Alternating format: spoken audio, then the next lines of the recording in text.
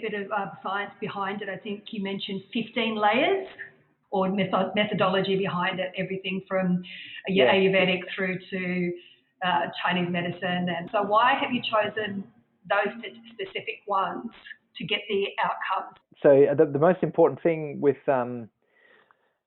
understanding the body in its entirety is that what we've done in Western medicine right now, if we've become very specialized with our knowledge, there's a nutrition area of expertise, then there's expertise within that area of nutrition as well, and then there's exercise expertise, then there's geomedicine and where we live, there's exposomics and what we're exposed to in their environment, there is molecular biology and what's happening at a molecular level in our body, there is endocrinology, which is the study of hormones, there's semiotics, which is signs and symptoms, there is phenotypology, epigenetics, and all of these different sciences are actually speaking about the system of the body.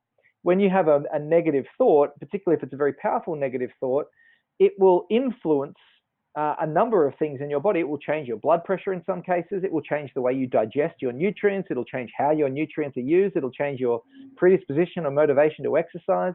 What happens at one part of the body will also influence everything else. And so the reason why we've chosen those 15 sciences is because they describe all of the different sciences that are associated with how the body works. And so we talk about the 15 different layers, but essentially it's all happening together. You know, if you feel angry and you go for a run when you're angry, the hormones are contributing to your anger. Your body is then moving, which changes so much about your metabolism, but then also influences your anger because you burn a lot of that anger off. And then it's going to influence how you then digest the next foods. It's going to influence how your body's going to look if you maintain that for a few weeks. And so all of these different things, all of these sciences that we use are essentially just designed to describe the whole experience that we have. And the reason why Ayurveda and Chinese medicine, as you mentioned, are in it is because originally they described the body in this systems biology approach. Western medicine has become very good at getting down to the very fine detail of what does this gene do and how does it do it.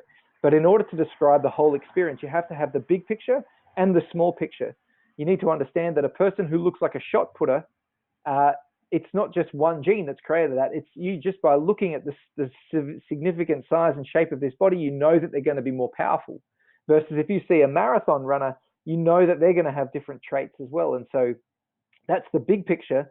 But then the small picture is where the rest of those sciences come in as well. So Ayurveda and Chinese medicine have been chosen because they describe those models, but they haven't been taken at face value. We've then gone and done our own testing to say, how does this Ayurvedic principle match up with genetics and epigenetics from Western science?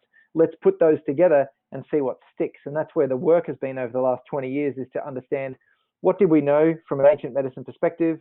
What do we know from a modern medicine perspective? How can we take the best of both worlds? Because there's a lot of genetic validation of Ayurgenomics, Zeng-omics, which is Chinese medicine, Ayurveda, in a genetic space that are being validated, and particularly in China, they've done millions of studies that are all just published in Mandarin. And so we have, essentially, it's about drawing information from all available sources so that we can find pure scientific truth, which is what is repeatable and in different parts of the world at different times of the year, different people.